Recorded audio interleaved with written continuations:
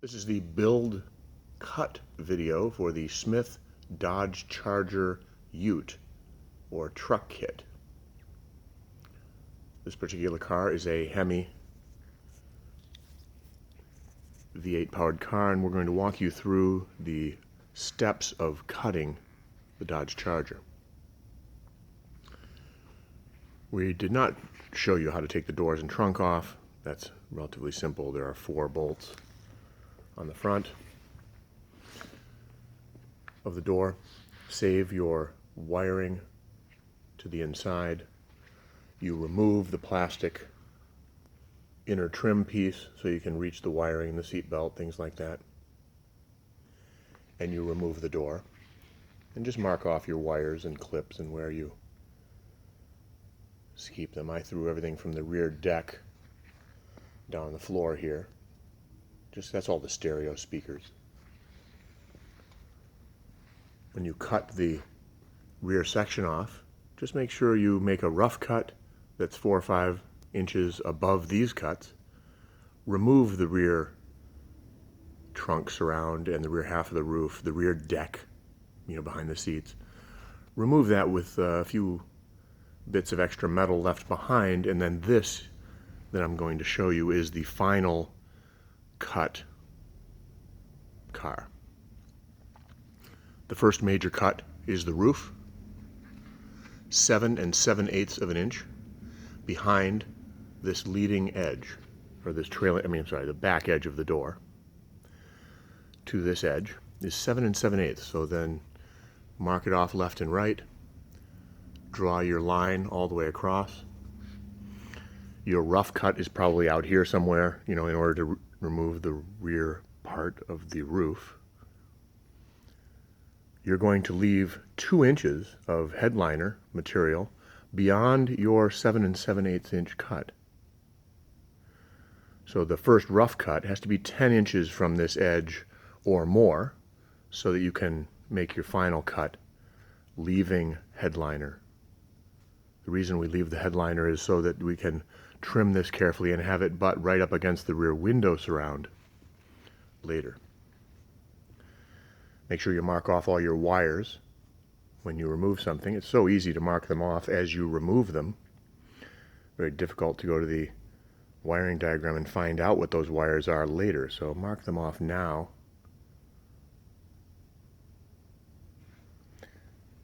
Next, you're going to trim your rear quarter down from your rough cut, and you can see here, you start on the inside here. This is just a brace that was there behind the rear seats. You can see where I trimmed this. There's no rules here, as long as I would probably trim my final cut right along here at a curve. Why not keep the lower brace in place? It helps brace the wheel well. Can't hurt. When you trim the outer section of the quarter, this is exactly what's left at the end. So remember, look how thin the metal is. You can trim that with snips, with a Sawzall. The center layer is much thicker, so we're going to be counting on these 2 layers with the center layer. For strength, you do cut the outer sheet metal just below the door striker. Those 2 holes are where the door striker mounts. On the other side, I can show you what it looks like on the inside. So there's the 2 strikers, 2 holes for the striker. You are about 1 inch above that slot. See that little slot in the inner piece? You're about 1 inch above that.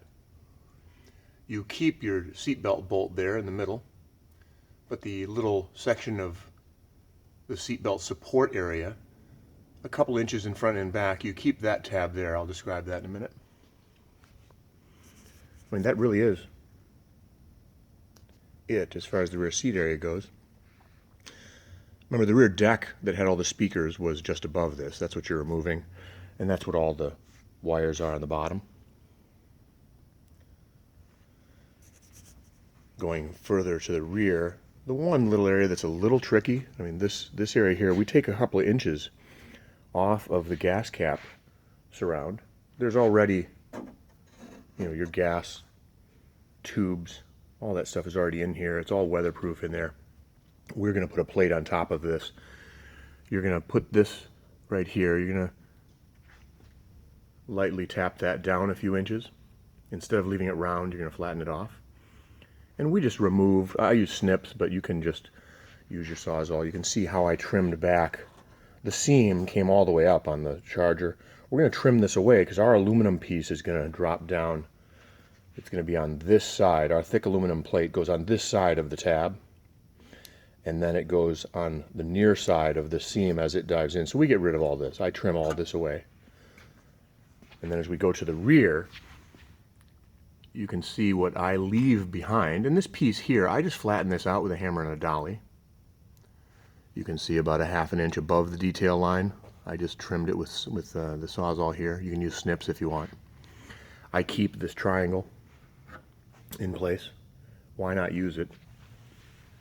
We're going to use this metal to mount our aluminum in place. So zooming back, you can see what's left of the car. When this car is ready to be assembled, basically. Your car will be a lot cleaner than this. This one's been together 2 or 3 times. This is going to be trimmed away. I left this up in the air so you can see this is very light sheet metal. You're going to trim flush along the floor here. I go right up to this corner here, right where the bumper is. And see these little spot welds here? You're just trimming above those spot welds. It can be 1 inch, it can be 1.5 inches. It doesn't really, there's nothing critical here. I like to have a flat flange here, possibly use it later to mount something. It can't hurt. And this is your stock bumper. The Charger is blessed with a fixed mount solid bumper, so if you hit something, you're replacing just the bumper. And usually you're not, bending the frame rails.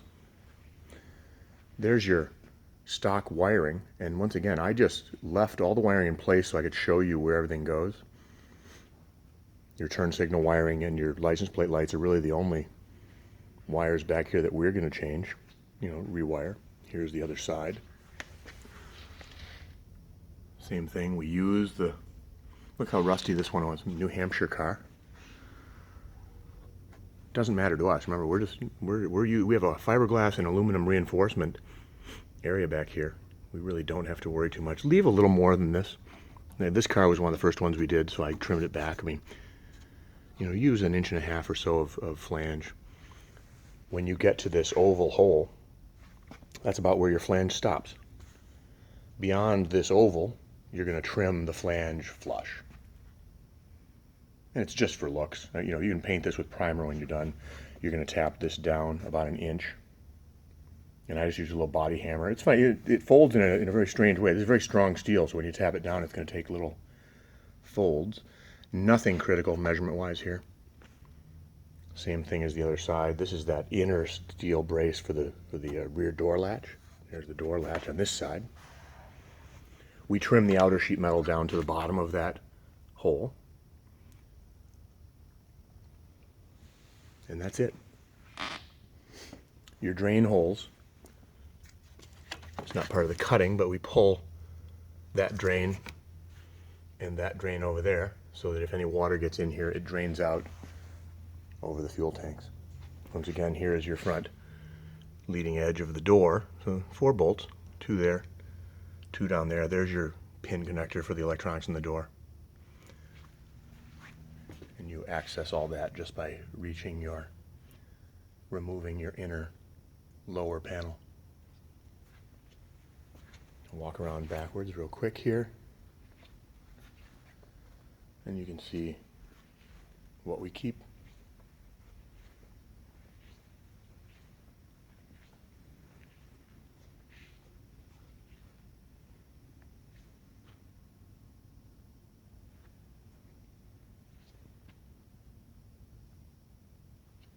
And that's it.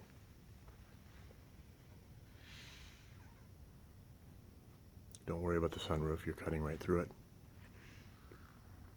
And just remember to leave extra headliner on the top.